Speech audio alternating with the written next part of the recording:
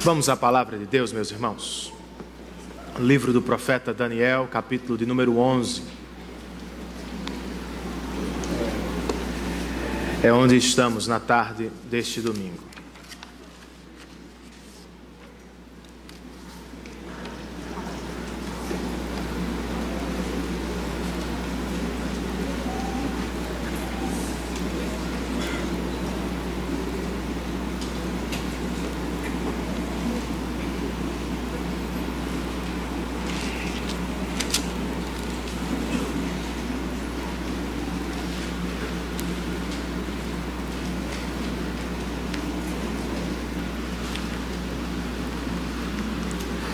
Eu fui a Maceió com Sabrina na última semana participar de um encontro de casais, durante o qual eu preguei umas 4 vezes.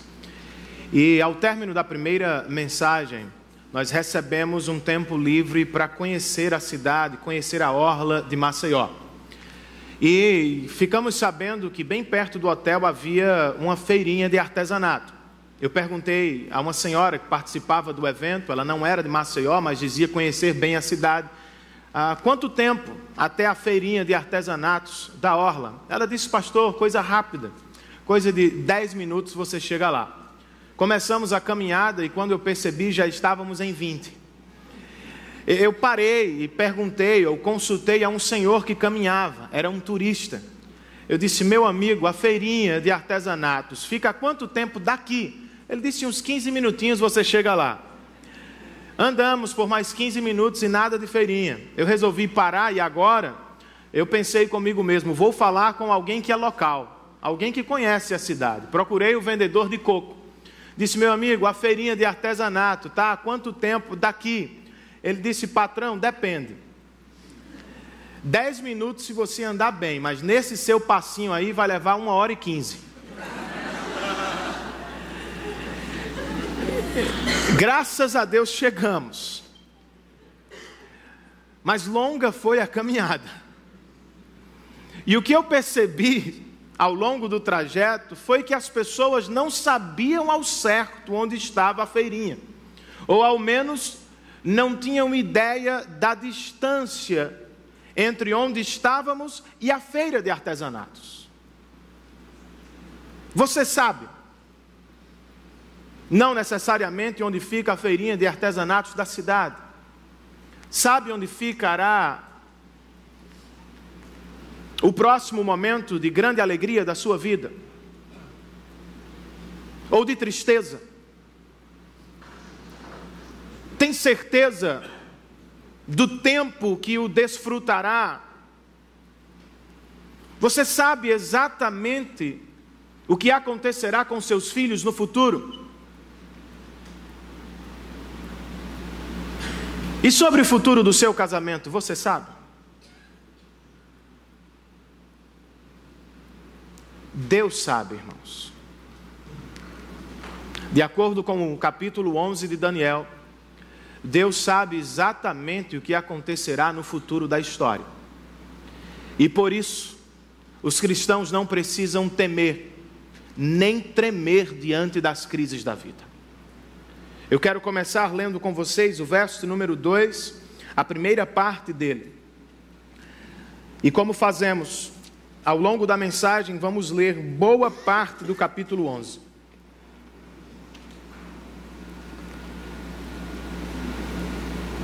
O texto diz assim, agora,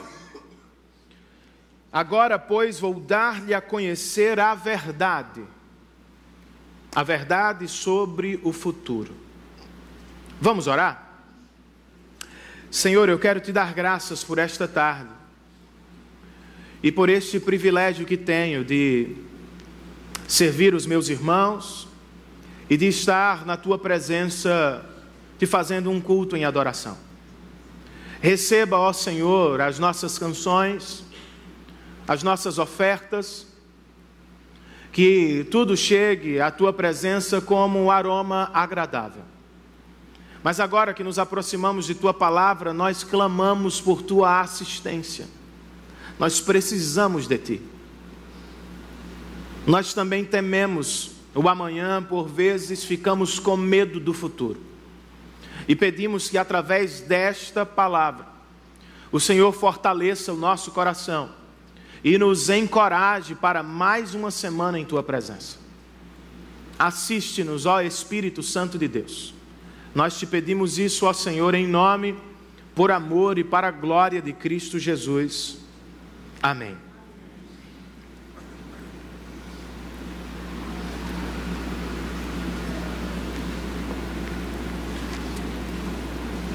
O cativeiro da Babilônia chegou ao fim, irmãos.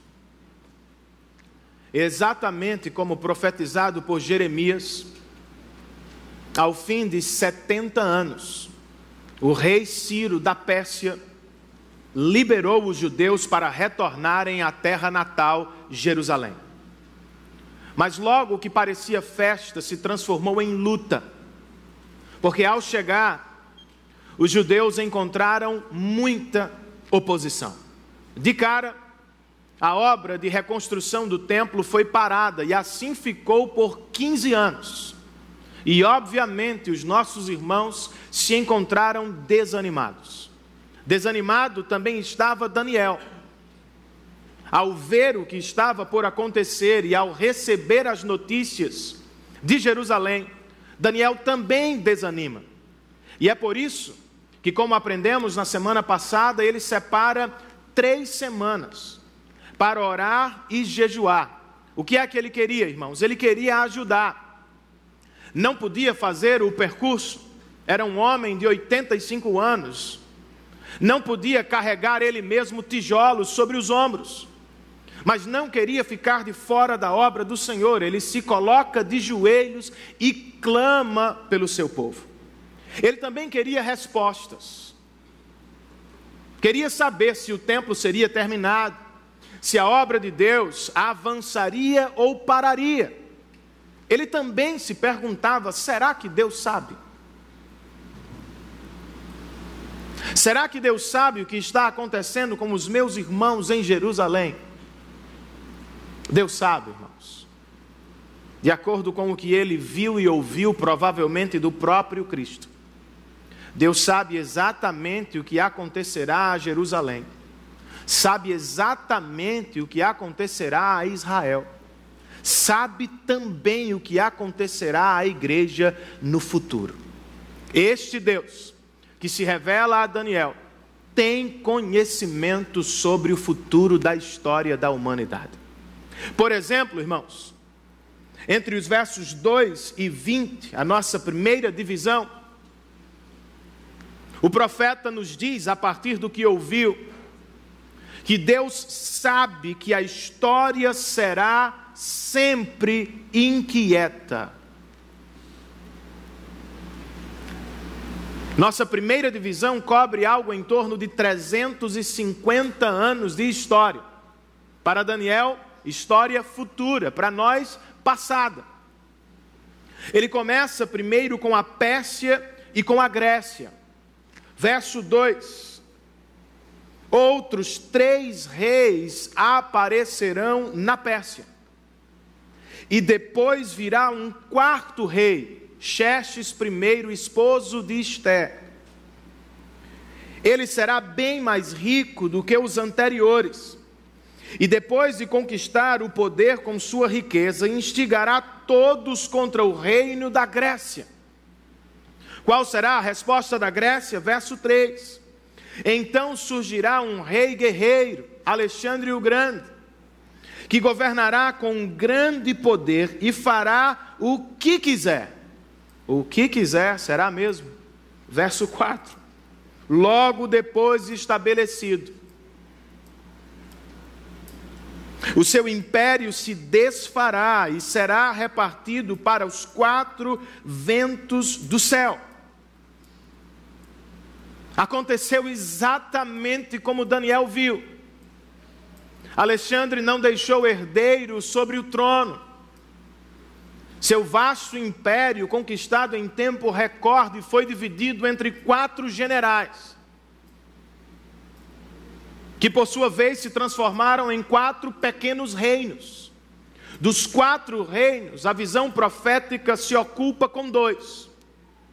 Os Ptolomeus, que estavam no Egito, e os Seleucidas, que estavam na Síria, respectivamente chamados aqui no nosso texto de Reino do Sul, Egito, e Reino do Norte, Síria.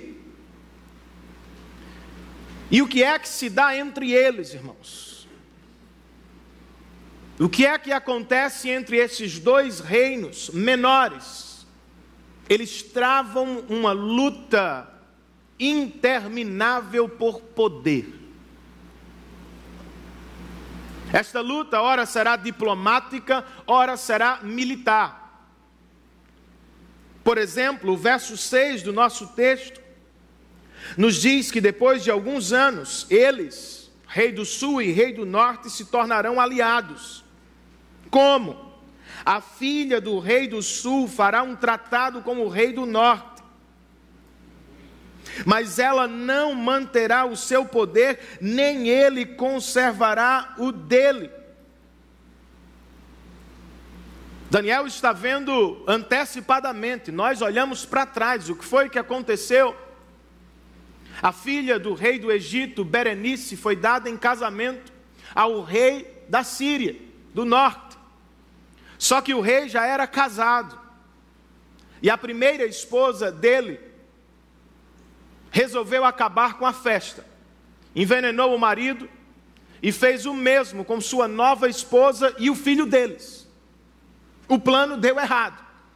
Anos depois, o verso 17 nos diz que agora é a vez do outro rei tentar conquistar o poder de maneira diplomática. Ele virá com o poder de todo o seu reino e fará uma aliança com o rei do sul. Ele lhe dará uma filha em casamento, a fim de derrubar o reino, mas o seu plano não terá sucesso. Por que não? Porque sua filha, Cleópatra, não aquela famosa, vai se apaixonar pelo filho do rei do Egito e vai abandonar a lealdade ao seu pai. Vai ficar ao lado do esposo. E como a diplomacia não deu certo, eles partem para a guerra. Usam o poder militar na tentativa de tomar o reino do outro. O verso de número 7 nos fala que o irmão de Berenice se levantará para tomar-lhe o lugar, e ele atacará as forças do rei do norte e invadirá a sua fortaleza. Ele lutará contra elas e será vitorioso. Os filhos do rei do norte, por sua vez, diz o verso 10, se prepararão para a guerra e reunirão um grande exército. Perderão outra vez.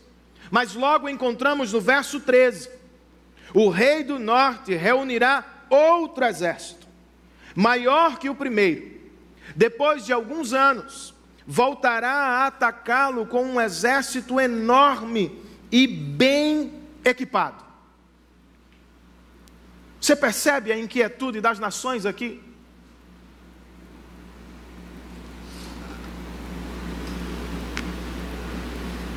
Mas por que Daniel viu isso? Porque era importante ver antecipadamente a inquietude desses 2 reinos. E mais, por que dar à Pérsia 1 verso, à Grécia 2, e ao Egito e Síria 15 versos? Alexandre o Grande não era maior do que estas nações? Obviamente. Por que ele só ganhou 2 versos?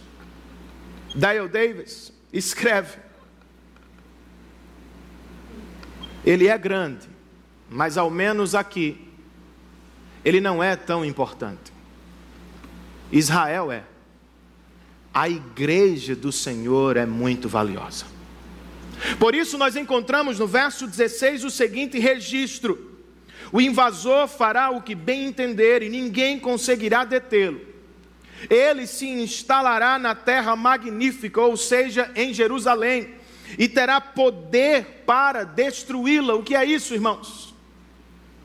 Por 350 anos, a igreja do Antigo Testamento, ora vai pertencer ao Egito, ora vai pertencer à Síria. Terá alguns anos de paz, mas viverá na maior parte do tempo em guerra, em sofrimento. Exatamente como a igreja vive hoje. Deus nos concede tempos de paz, mas às vezes o que vivemos é a inquietude dos poderosos à nossa volta. A pergunta prática é como respondemos à inquietude das nações. Como respondemos, por exemplo, à instabilidade do nosso governo? Como lidamos com o medo da crise, do desemprego? Como lidamos com a ameaça da doença que promete acabar com a nossa saúde? Coisas típicas dos reinos dos homens. Alguns judeus fizeram justiça com as próprias mãos, ou tentaram fazer. Mas diz o verso 14 que não conseguiram. Será que esta é a postura do cristão?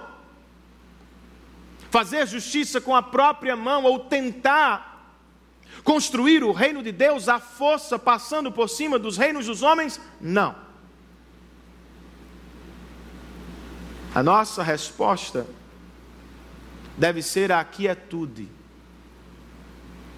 O Salmo de número 46 nos diz: parem de lutar, saibam que eu sou Deus. Serei exaltado sobre as nações, serei exaltado na terra. Versões mais antigas nos dizem: aquietai-vos e sabei que eu sou Deus. Os reinos dos homens estão inquietos, os poderosos se agitam de um lado para o outro, e no processo de conquistar mais poder, por vezes pisarão os pequeninos, pisarão a igreja do Senhor, talvez tenham pisado você. Você não precisa responder com inquietude. Você pode olhar para o alto, na certeza de que Ele, o seu Deus, está no controle de todas as coisas para o louvor do seu próprio nome. Ah, Renan, eu não consigo ficar parado. Eu sou inquieto, eu quero fazer alguma coisa. Faça o seguinte então: medite no assombroso amor de Deus por sua igreja. Alexandre é grande aos olhos da história, irmãos. Aqui ele recebe 2 versos. A igreja daquele tempo era minúscula entre as duas potências, mas a atenção do texto está sobre ela. Sim, há pessoas muito mais poderosas nesta vida, mas o amor especial de Deus está sobre você, está sobre a igreja do Senhor. Nos tempos de Malaquias, os judeus se perguntavam: será que Deus nos ama? E através do profeta o Senhor respondeu: eu sempre os amei. E então ele explica seu amor. Não eram Jacó e Esaú irmãos? Todavia eu rejeitei Esaú e amei Jacó. Com esta palavra o profeta estava falando sobre a fonte do amor de Deus. Qual é? Ele mesmo. Em alguns momentos seremos pecadores, como Jacó. Em outros momentos seremos fracos, pequenos, como os judeus dos dias de Daniel. Mas Deus ainda assim nos amará até o fim, porque foi o que escolheu fazer.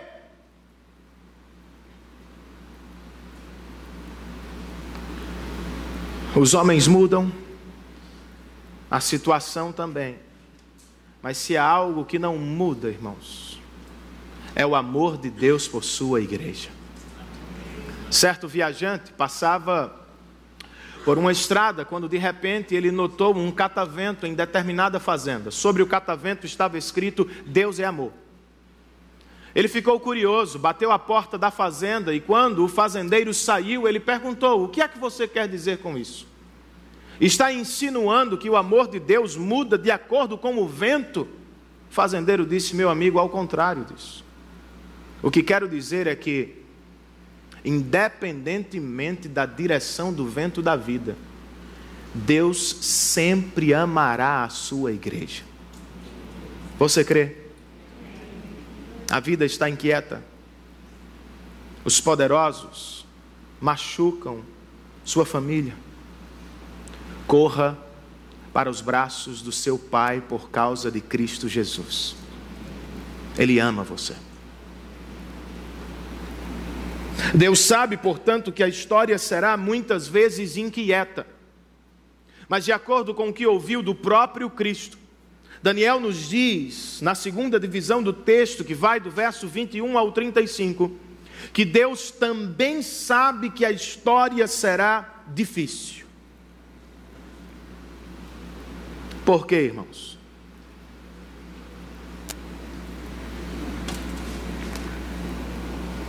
Porque de acordo com o verso de número 21, surgirá um ser desprezível, a quem não tinha sido dada a honra da realeza. Este ser desprezível invadirá o reino, quando o povo se sentir seguro, e se apoderará do reino por meio de intrigas. De quem estamos falando agora? Quem é este ser desprezível? Antíoco IV, ou Antíoco Epifânio, que reinou a Síria entre os anos 175 e 163. O capítulo 8 nos falou detalhadamente sobre ele. Por isso não vou repetir tudo. Vou destacar apenas o que temos no texto sobre ele. Por exemplo, os versos 22, 23 e 24 nos apresentam uma sinopse do seu governo. Como Antíoco IV vai governar para Daniel e governou para nós na linha da história. O verso 22 nos diz: então um exército avassalador será arrasado diante dele. O que significa que o seu poder militar será magnífico. O verso de número 24 nos informa, na parte B, que ele distribuirá despojos, saques e riquezas entre seus seguidores. Foi assim que ele arrebanhou pessoas, por meio da força e por meio do dinheiro.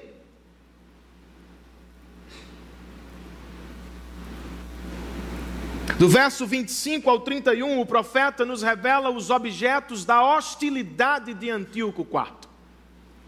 Contra quem ele vai se voltar? E o que é que ele quer? O verso 25 nos diz que com um grande exército juntará suas forças e sua coragem contra o rei do sul. O verso de número 29 diz: no tempo determinado, ele invadirá de novo o sul. O que significa que pelos 12 anos de seu reinado, Antíoco IV vai fazer do Egito o objeto de sua hostilidade. Ele quer conquistar o Egito, mas ele não consegue. Inicialmente tem algum sucesso através de uma aliança política, mas diz o verso de número 28, que o rei do norte voltará para a sua terra com grande riqueza, mas o seu coração estará voltado contra a santa aliança, Jerusalém. ele empreenderá ação contra ela e depois voltará para a sua terra. Lembrem-se, Daniel está vendo por antecipação, nós por retrospectiva. O que foi que aconteceu em sua primeira investida contra o Egito? Correu o boato em Jerusalém de que Antíoco IV havia morrido no campo de batalha. E quando ele ficou sabendo, ele voltou a Jerusalém, fez uma visita cruel. E em um espaço de 3 dias matou 40.000 judeus. Anos mais tarde ele volta a atacar o Egito. Outra vez não consegue conquistar o Egito, porque agora Roma apareceu e o impediu de avançar. Qual foi sua resposta? Ou qual será a sua resposta? A partir da visão de Daniel, parte B do verso de número 30. Então despejará sua fúria contra a santa aliança, Jerusalém, e voltando tratará com bondade aqueles que abandonarem a santa aliança. Diz a história que ele chegou em Jerusalém em um sábado, matou todos os que estavam adorando no templo do Senhor. Depois, sacrificou porcos no altar do templo e levantou no Santo dos Santos, o lugar mais sagrado da antiga aliança, uma estátua a Zeus. Este ser desprezível proibiu a circuncisão, a leitura da Escritura, o dia do Senhor, e fez desaparecer do calendário judaico as festas da igreja do Antigo Testamento. Qual foi a resposta dos nossos irmãos? Alguns se venderam, de fato. Mas diz o verso de número 32, parte B: mas o povo que conhece o seu Deus resistirá com firmeza. E resistindo, o verso 33 nos diz que aqueles que são sábios instruirão a muitos, mas por certo período cairão a espada. Verso 35 nos diz que, embora sábios, os pregadores vão tropeçar para que sejam refinados, purificados e alvejados até a época do fim. Na primeira divisão, 350 anos de história. Na segunda, no mesmo espaço de texto, 12 anos. Durante os quais os nossos irmãos enfrentaram muita dificuldade e hostilidade. Os tempos passam, o poder muda de mãos, mas a hostilidade sempre será a mesma, na direção do reino de Deus. Como vamos responder a ela? Como lidaremos com a hostilidade do reino dos homens, irmãos? Este texto nos chama à fé. Por 3 vezes, o autor sagrado usa a expressão no tempo determinado. Primeiro, no verso 27, ele nos diz que os reis do norte e do sul fizeram aliança, mas não conseguiram vencer um ao outro, porque haverá um tempo determinado. Depois, no verso 29, o texto nos diz que o rei do norte invadirá o sul, mas isto no tempo determinado. Por fim, o verso 35 nos diz que os sábios vão sofrer até o tempo determinado. Antíoco pode ser muito poderoso, mas tem os dias contados aos olhos do Senhor. Os judeus podem ser fracos, mas seu sofrimento não ultrapassará o limite imposto e previsto por Deus. Ele está no controle da história e dos seus eventos. Não está apenas no controle dos eventos grandes da história, está também no controle dos pequenos eventos da nossa história.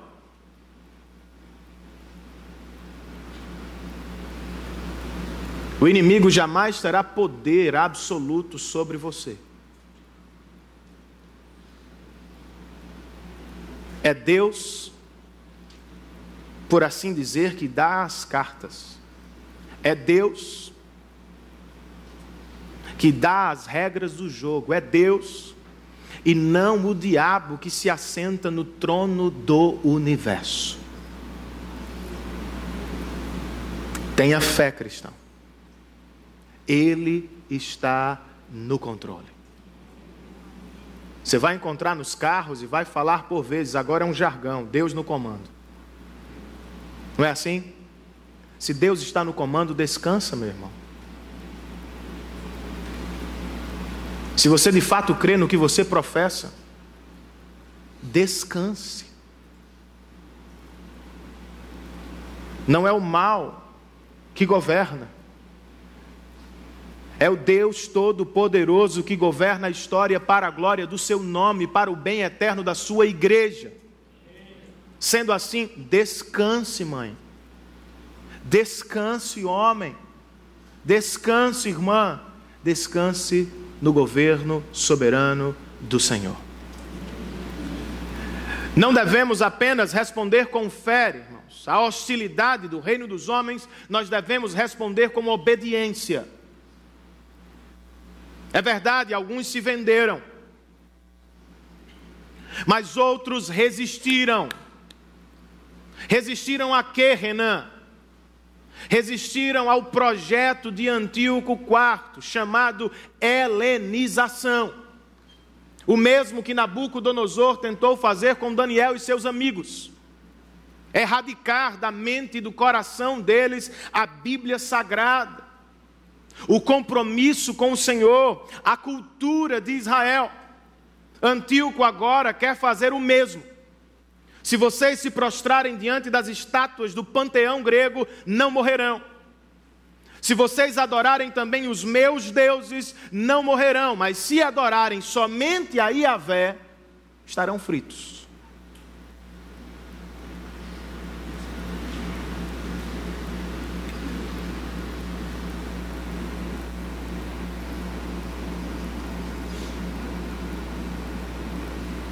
Contudo, mesmo sofrendo, irmãos, os nossos irmãos insistiram na pregação e na adoração.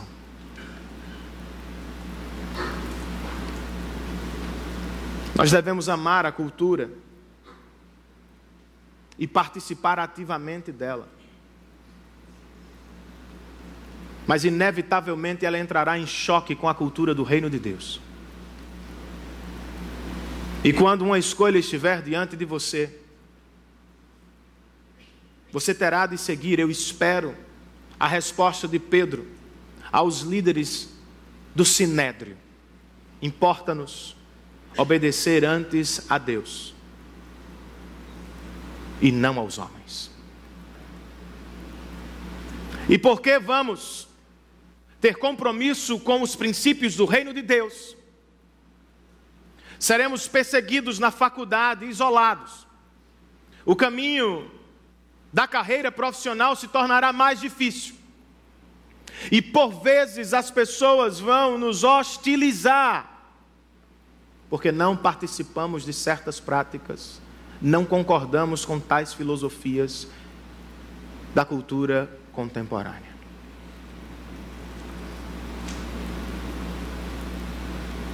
Quem disse que deveria ser diferente? Dr. R.C. Sproul já disse certa vez que a vida só começa a ficar difícil depois de Cristo. E o próprio Cristo disse aos seus discípulos: não se espantem, o mundo odiará vocês. Ele também me odiou antes. Escrevendo à sua igreja, o apóstolo Pedro escreveu no primeiro século, Amados, não se surpreendam com o fogo que surge entre vocês para os provar, como se algo estranho estivesse acontecendo. Antes, alegrem-se à medida que participam dos sofrimentos de Cristo, para que também, quando a sua glória for revelada, vocês exultem com grande alegria. E se alguém sofre como cristão, não se envergonhe, diz o texto, mas glorifique a Deus por meio desse nome. Como é que alguém glorifica a Deus, irmãos? Através do sofrimento.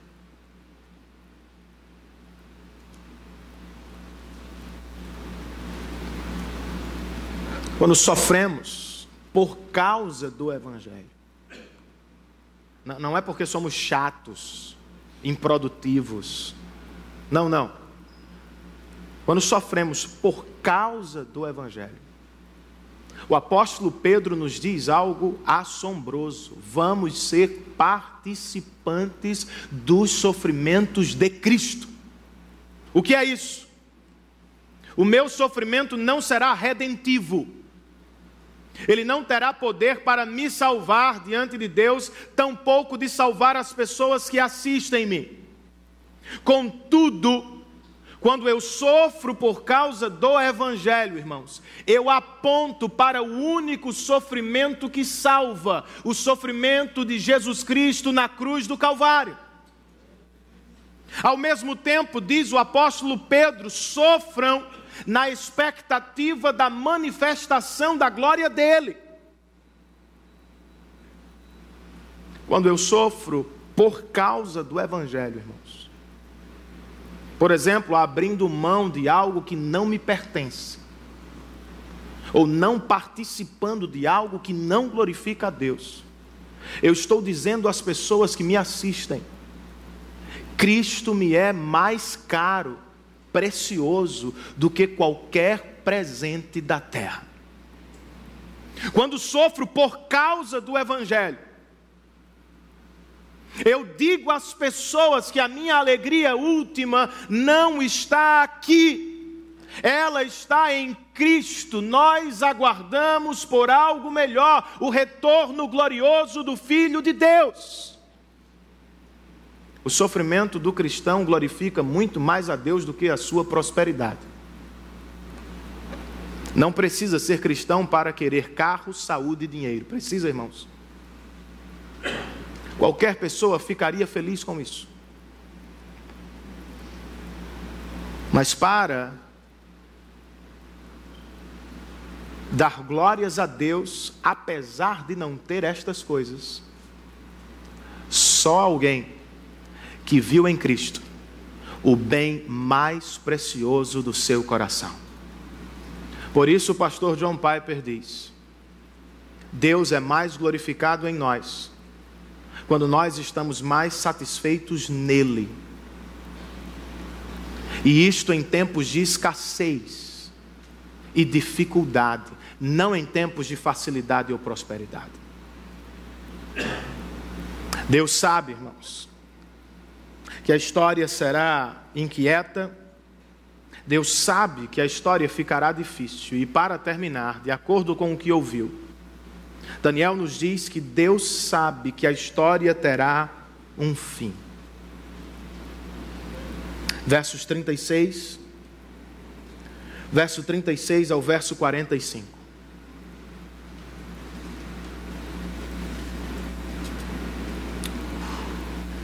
Quando chegamos à última parte do nosso texto, nós nos deparamos com um rei misterioso. Alguns estudiosos vão nos dizer que ainda estamos falando sobre Antíoco IV, o histórico. Contudo, partes do texto não se aplicam a ele. Por exemplo, o verso 42 nos diz que ele conquistará o Egito. Em vida, nunca conseguiu conquistar o Egito. O verso 45 parece nos dizer o local da morte deste rei misterioso. Se dará entre os mares e o Monte Santo de Jerusalém. Mas a história nos diz que Antíoco IV morreu na Pérsia. Muito provavelmente não estamos falando sobre ele. de quem estamos falando, ou quem é este rei misterioso. Dale Davis escreve para ajudar. Em Antíoco IV, vemos uma sombra do último e grande oponente do povo de Deus. Este será parecido com aquele, apenas será maior e pior. Trata-se muito provavelmente do homem da iniquidade, profetizado por Paulo aos Tessalonicenses, ou do anticristo, como chamou o apóstolo João. E esta também é a interpretação de Jesus. A única vez que citou o profeta Daniel, ele não olhou para trás, para Antíoco IV. Ele olhou para frente, para um novo Antíoco, um anticristo. Quais serão suas características, irmãos? Ao surgir o que vai marcar o seu governo. Versos 36, ou entre os versos 36 e 39, nós temos a sua religião. De acordo com o verso 36, ele se exaltará e se engrandecerá acima de todos os deuses, e dirá coisas jamais ouvidas contra o Deus dos deuses. O verso 39 nos diz que ele atacará as fortalezas mais poderosas com a ajuda de um Deus estrangeiro, e dará grande honra àqueles que o reconhecerem. Entre os versos 40 e 44, encontramos uma breve demonstração do seu poder. O verso 40 nos conta que ele invadirá muitos países e avançará por eles como uma inundação. O 41 continua: também invadirá a terra magnífica, Jerusalém. O verso 42 registra: ele estenderá o seu poder sobre muitos países, e o Egito não escapará. O 44 nos avisa na segunda metade que, irado, ele partirá para destruir e aniquilar muito povo. Antíoco IV fez algum estrago, mas ninguém fará estrago como este novo Antíoco. Graças a Deus, porque temos o verso 45. Para mim é a melhor parte do texto, porque ele nos apresenta o fim deste anticristo e da hostilidade contra o reino de Deus.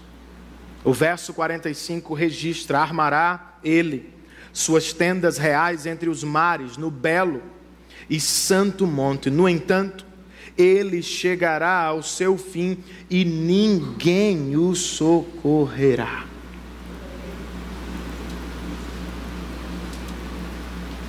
Para ser atingido pela mensagem, nós precisamos acompanhar a sua fluência. Inicialmente, o anticristo se apresenta como um Deus. Com seu poder, ele conquista e domina dezenas de países. Mas como escreve Dale Davis, Deus o varre da história em um versículo. Como nota Sinclair Ferguson, em 6 palavras hebraicas, Deus o sopra para longe do povo de Deus para sempre, irmãos. Esta mensagem é maravilhosa.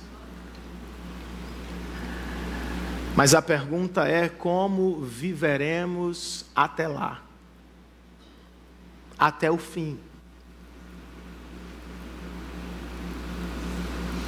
Como lidaremos com o anticristo, que segundo o apóstolo João, já está entre nós, seu espírito. Inicialmente, irmãos, precisamos resistir às suas tentações. Antíoco IV, a sombra do anticristo, comprou seus seguidores. poupou os judeus que se voltaram contra o Senhor. O Antíoco futuro dará grande honra àqueles que o reconhecerem como Deus.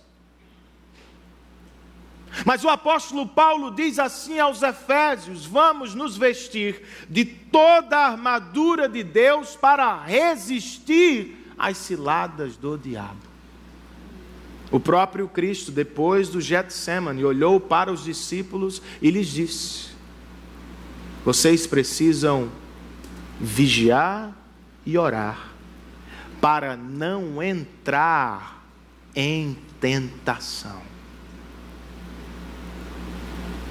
O espírito do anticristo vai tentar seu coração através do dinheiro,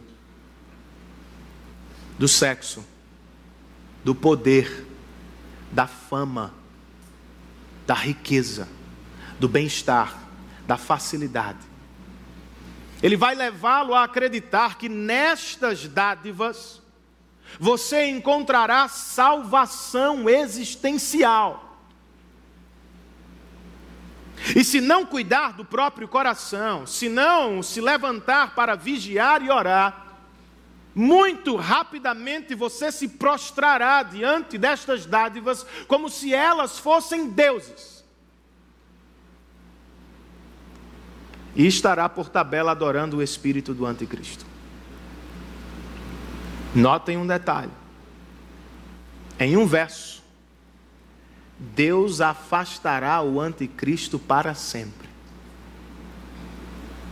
Esta é a mesma força que tem o dinheiro, o poder, a fama ou o sexo. Prometem muito, nada podem cumprir. Rapidamente desaparecem. Rapidamente enfraquecem. Não se dobre diante do espírito do anticristo.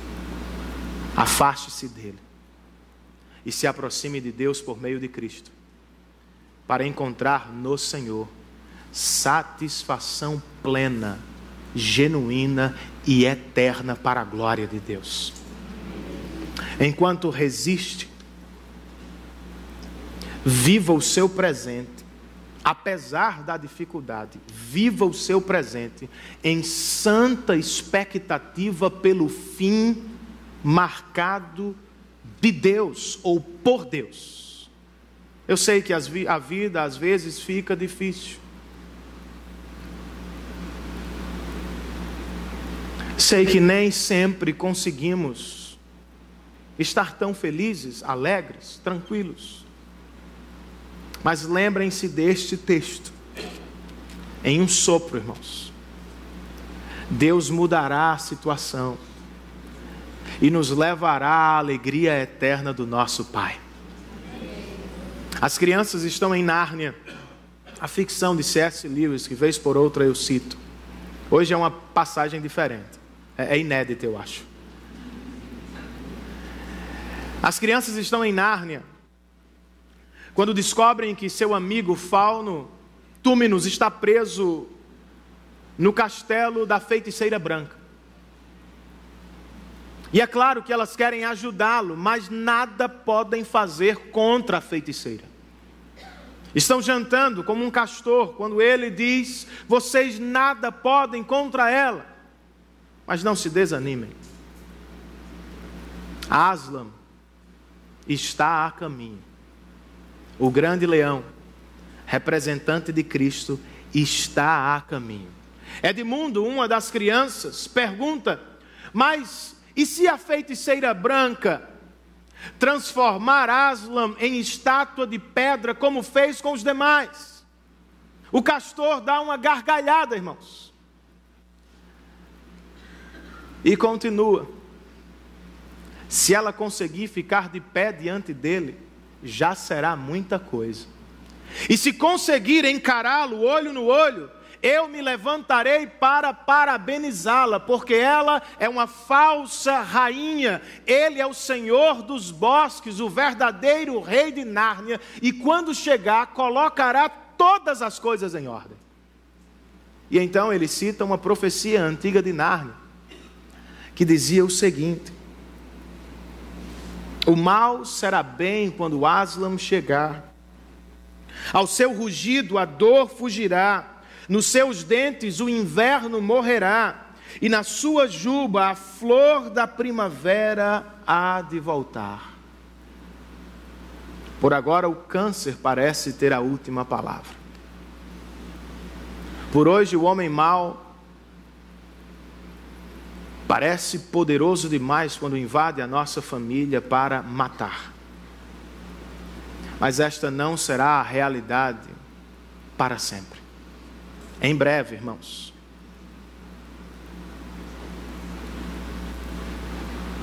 o verdadeiro rei voltará.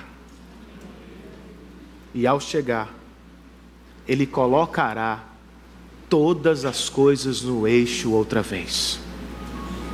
Viva agora, na expectativa do amanhã de Deus.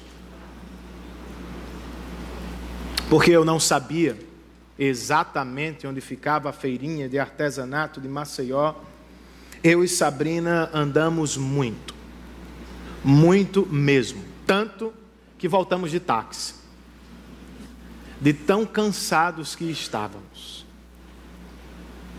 Já esteve assim? Está assim hoje? Cansado? Pegou a rua errada? Está exausto com a inquietude, as lutas dos reinos dos homens? Está com medo do amanhã? Não sabe ao certo o que vai lhe acontecer? Deus sabe. Através do profeta Isaías, o Senhor nos diz: não tremam, nem tenham medo do futuro. Não anunciei isto e o predisse muito tempo atrás? Vocês são minhas testemunhas. Há outro Deus além de mim? Não existe nenhuma outra rocha. Deus sabe. E Deus é rocha inabalável, onde hoje você pode repousar o coração. Pare, por exemplo, de lutar na tentativa de conquistar Deus e suas bênçãos. Cristo venceu por você na cruz do Calvário. Pare de tentar controlar, governar, reinar. Descanse. Ele sabe. E Ele guardará você, sua família e a igreja dele até o último dia.